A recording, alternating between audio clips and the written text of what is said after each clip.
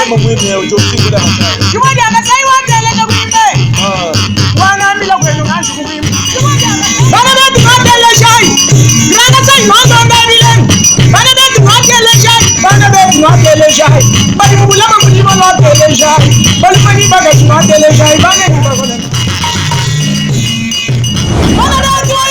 ne manquer aucune de nos vidéos, abonnez-vous sur Diboudia Kassai. Bonjour chers téléspectateurs, bonjour chères téléspectatrices. Nous sommes très contents de vous savoir nombreux à ces moments en train de nous suivre à travers le monde. Aujourd'hui, nous allons parler d'un président mal compris dans son propre pays. Félix Tshisekedi, mal compris dans son propre pays. Mais avant de débuter notre matière du jour, je vous invite de vous abonner, de partager largement cette émission, mais surtout de mettre de côté toute analyse régionale et être rationnel, parce que c'est une matière très importante. Tshisekedi Félix a pris le pouvoir en 2018. Il a trouvé la République démocratique du Congo dans un état où vous-même vous connaissez. L'économie était par terre. Les relations diplomatiques étaient par terre. Beaucoup de choses étaient verrouillées. Les entreprises publiques de l'État étaient à un niveau où on ne peut pas expliquer. Tshisekedi prend le pouvoir. Il s'intéresse à la diplomatie. Il règle la situation diplomatique. Il vient au niveau du pays. Il veut rendre les pays très stables. Les combats commencent dans l'est de la République démocratique du Congo. C'est une parenthèse que nous fermons. On va l'ouvrir dans nos prochaines émissions. Mais ici, nous allons parler beaucoup plus du Katanga. Le Katanga, si vous ne connaissez pas, c'est là où il y a le scandale géologique de la République démocratique du Congo. Au Katanga, il y a les minéraux stratégiques. Les minéraux qui peuvent mettre à l'aise l'ensemble de la République démocratique du Congo. Les minéraux les plus enviés du monde sont au Katanga. Et ces minéraux-là ont été exploités, vendus par les fils du terroir, au détriment de la province et du pays, bien au contraire, à leur profit. Je vous invite avant toute chose de suivre Ngoï Mulunda.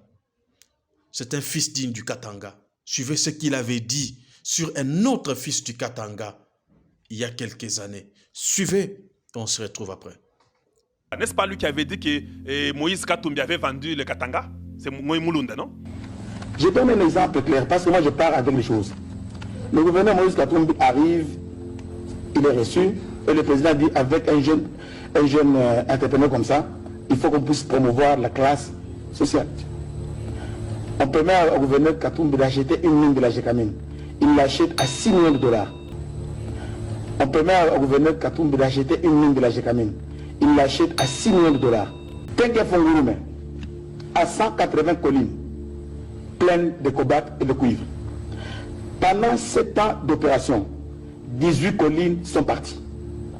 Et quand tous les minés qui sont là, ils ne payent que la taxe d'exploitation, mais la valeur de nos minéraux sur le marché, on vend à combien? Le Congo n'a pas ça. Et je vais encore vous troubler. Il y avait les montagnes. Ceux qui connaissent peuvent prendre nom.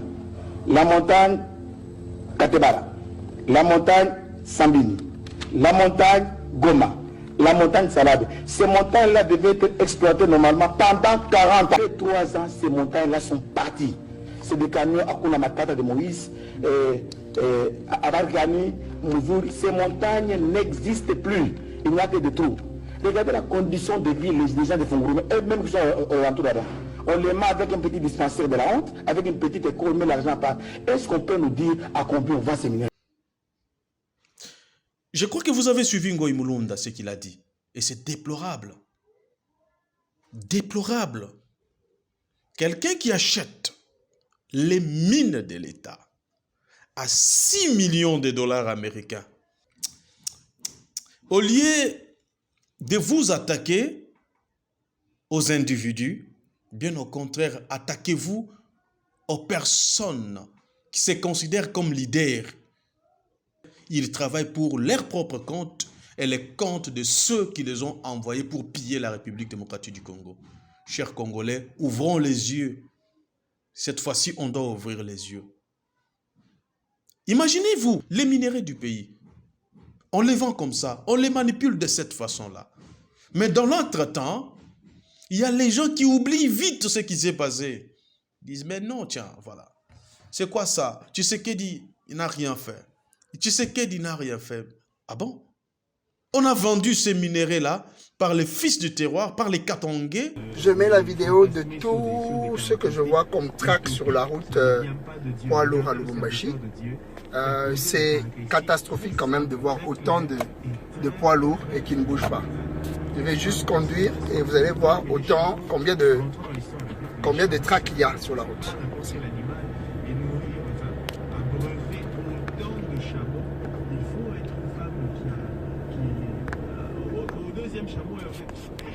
Ma chameau est nié. On pourrait déjà voir une femme qui réagit comme ça, mais gloire au Seigneur, c'était un caractère très important qu'il fallait que cette femme ait. Et elle a nourri, elle a abreuvé tous ses chameaux, a donné de l'eau à ses serviteurs. Non, bien aimé, ça se sent la caractéristique d'une femme. On peut mettre tous les noms serviables, travailleuses, respectueuses, vraiment tout ce que vous voulez. Et c'était des caractéristiques très très simples. Déjà, donc, bien aimé, quand vous voulez qu'une femme vous réponde, assurez-vous qu'il y a eu des bons caractères qui ont eu. Et puis Tshisekedi, lorsqu'il est venu, n'a pas croisé les bras pour votre information. Déjà en 2018, vers la fin de l'année et début 2019, il s'est intéressé à ces minéraux-là. Il a trouvé que les minéraux du Katanga ou les mines du Katanga, c'était déjà des propriétés privées des individus. Vous imaginez? Comme ce fut le cas en 1885, quand notre pays appartenait au roi Léopold II. Les minéraux, les mines du Katanga, étaient des propriétés. Qui a 3-4 montagnes, l'autre a 2-3 montagnes. Il exploite les minéraux comme il veut. Et personne ne pouvait en parler. Et tous nos frères, les yeux étaient par terre. Personne ne pouvait parler. Et quand Tshisekedi est venu au pouvoir, il n'a pas laissé ces minéraux-là, pour votre information, entre les mains de ces destructeurs du pays. Il les a attaqués avec les stylos. Parce que lui, c'est la non-violence.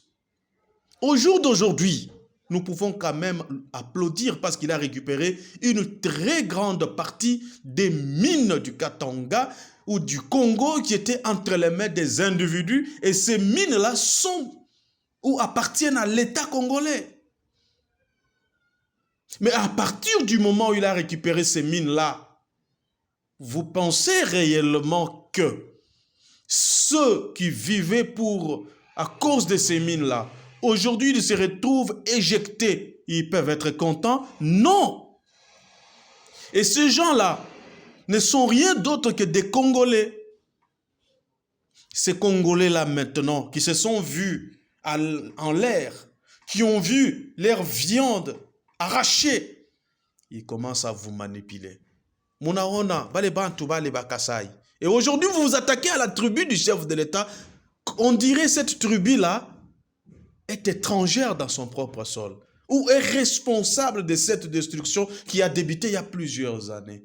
Vous vous attaquez à vos frères, vous tuez vos frères, vous les insultez, vous les humiliez. Vous ne voulez même pas qu'ils habitent avec vous. Mais non, mes chers frères et sœurs, mettons de côté tout ça. Tshisekedi, c'est un président mal compris. Ceux qui vous poussent à faire ça, ce sont les gens qui ont récupéré, qui ont échoué, qui n'ont pas vu comment est-ce qu'il faut encore voler. Et aujourd'hui, ils vous opposent avec vos frères du Katanga. Rappelez-vous du discours de Baba Kyungu avant de mourir. Il a dit, Kasai na Katange, bote ni batu bamoya.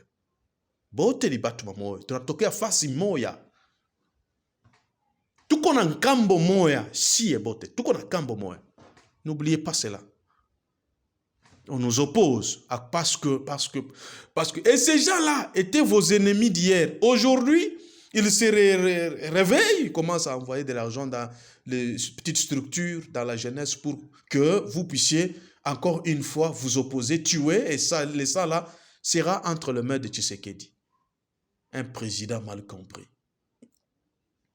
De l'autre côté, il y a un autre fils du terroir, du Katanga toujours, Jean-Claude Muyambo, maître et bâtonnier honoraire du Katanga. Il avait aussi décrié, il avait dit tout haut ce que les autres pouvaient dire tout bas. Il a dit non, ça ne va pas. Il a cité encore un autre fils du terroir qui lui-même se faisait passer d'un vendeur au même moment acheteur. Ça existe où dans le monde? Vraiment.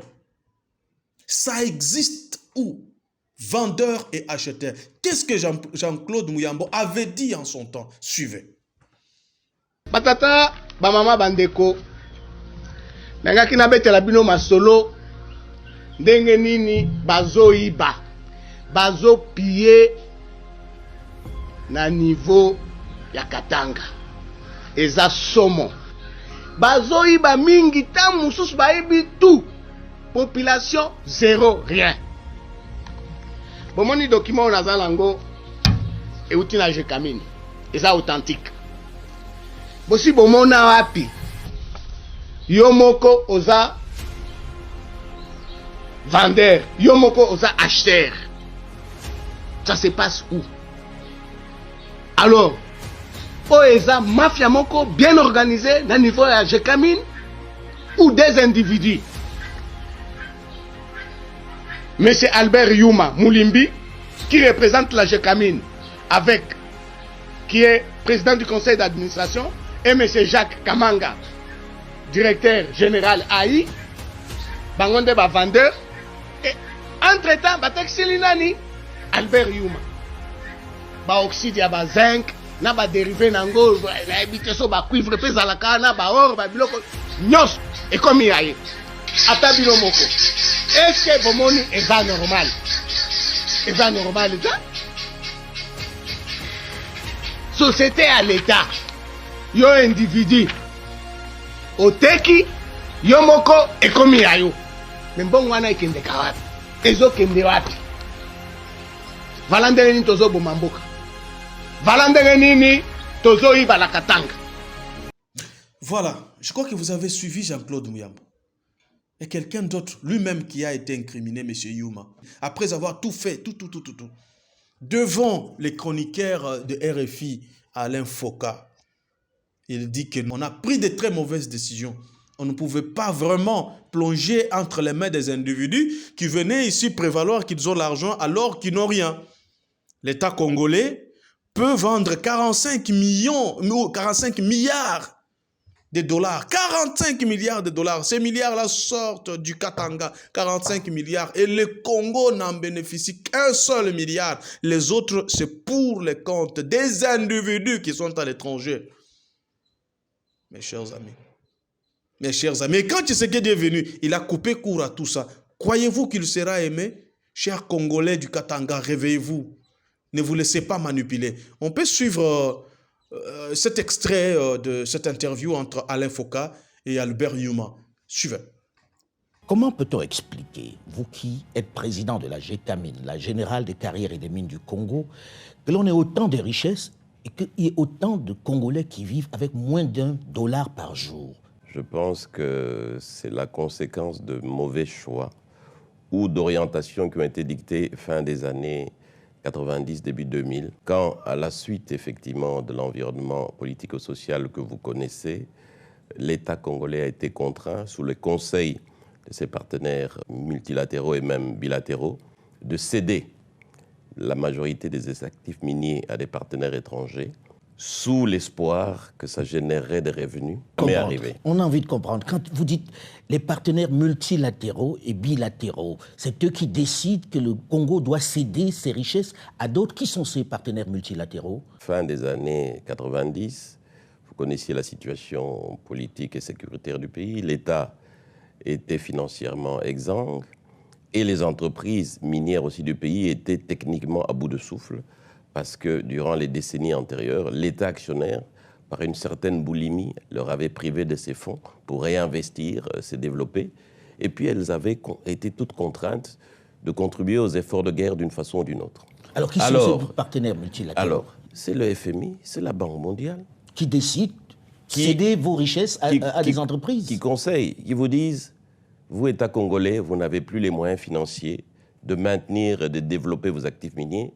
Nous vous conseillons, gentiment, oui, on sait comment on conseille. Voilà, de céder ça à des partenaires techniques et financiers internationaux qui sont spécialisés et qui ont les moyens, et ils vont développer ça à votre place. C'est l'erreur fatale qu'on a faite, qu'on ne devrait jamais faire dans nos pays africains. Donc aujourd'hui, à qui appartiennent ces mines-là? Quelles sont ces entreprises qui détiennent finalement la plus importante richesse de ce pays? Quand on dit que la RDC a exporté plus de 1 million de tonnes de cuivre et près de 100 000 tonnes de cobalt, c'est 5 ou 6 entreprises étrangères dans lesquelles, malheureusement, l'entreprise de l'État Gécamine n'est qu'un actionnaire minoritaire qui n'a quasiment rien à dire. Ah bon? Et donc, aujourd'hui, qu'est-ce qui se passe?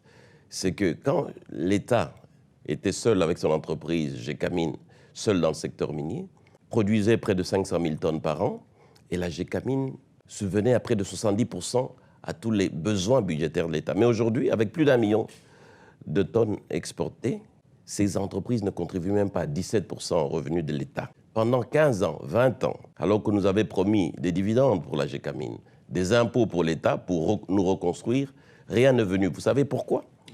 Parce que ces entreprises, elles ont pris nos gisements, elles sont allées les donner en garantie à des banques étrangères et elles ont emprunté. Au lieu d'amener des capitaux qu'on nous avait promis, c'est des prêts qu'on nous a amenés à des taux qui dépassaient 10% alors que nous savons qu'ils les avaient à 2 ou 3%.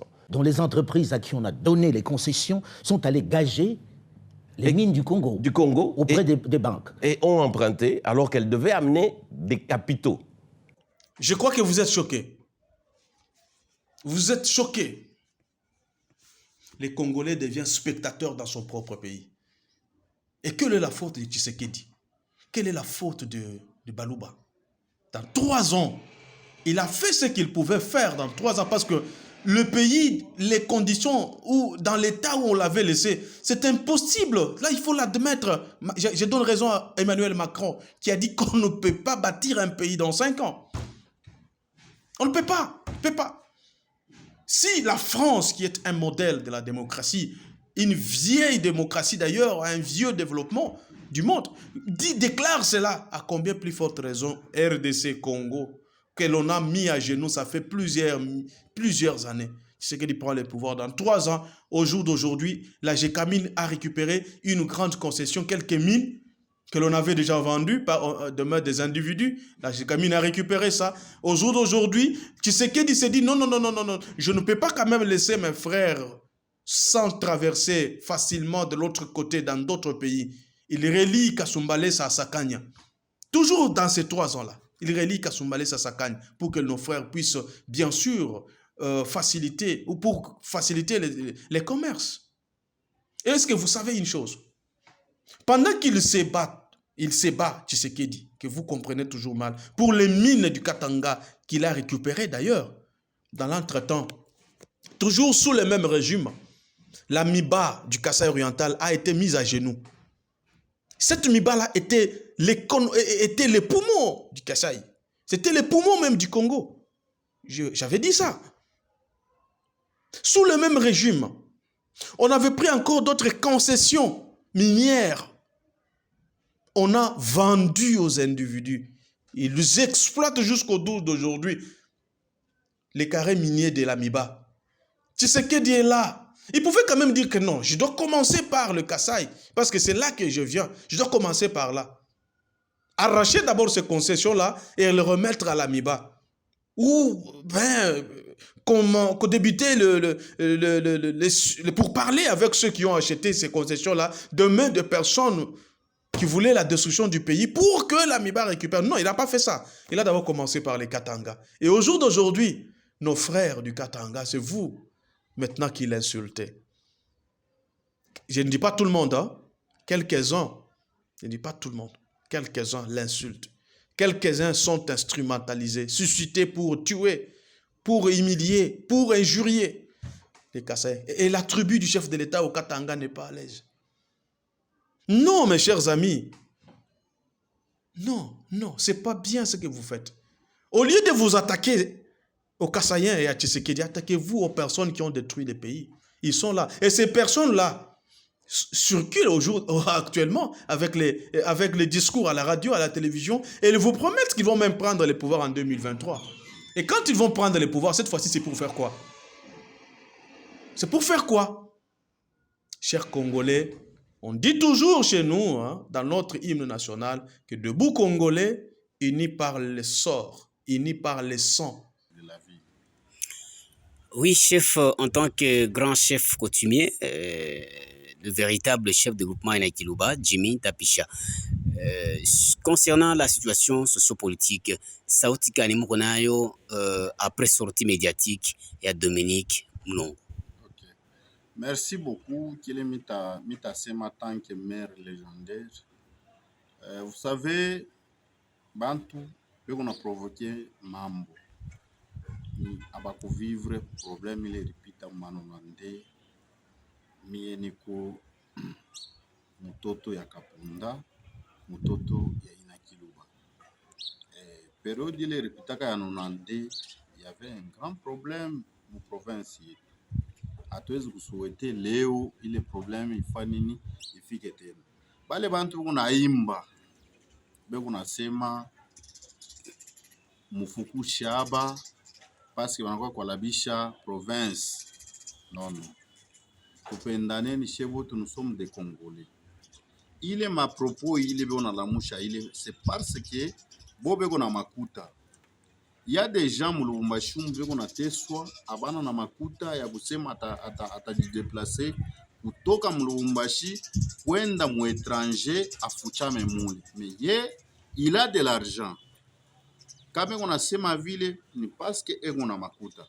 Leo kama mambo yanalamuka leo ya kusema tupikane guerre civile. Tufanye 3 jours. Bantu ngapi batakufa? Bantu ngapi batakufa? Mie chez kupenda bile bintu atashi kumoja. Le chef de l'État comme Félix Tshisekedi Ekopale ego na besoin ya bakongolais bote baishi msalama. Congolais wote kuna droit mie vini kwa hapa mimi nisiku ya kukasai niko Congolais mbulongo yangu ule ukasai eko mukatanga mbulongo yake ule eko mukatanga anezi kuya kama ni kubandundu mbulongo yake kile mitalomba bantu abaya comprendre kintu kile mitalomba ni salama bantu bote baishi musalama kushikwe mambo ya matribal kushikwe mambo mambo ya matribalisme. Moi tant que maire légendaire mina katale le bintu na katale le bintu parce que damu kumwangika iko mbaya sana. Sipende bile bintu mina penda hii video ifikie bantu bote. Nous sommes unis par le sang, nous les Congolais. Abat le tribalisme, abat l'instrumentalisation de la jeunesse. Lorsque quelqu'un vient auprès de vous pour vous mettre des histoires en tête, essayez de l'analyser dans le passé. Vous n'allez pas accepter ce qu'il vous dit. Tshisekedi n'est pas un destructeur, mais c'est quelqu'un qui est venu pour relever. C'est un président mal compris dans son propre pays. Merci à vous tous de nous avoir suivis. On se retrouve prochainement. Au revoir.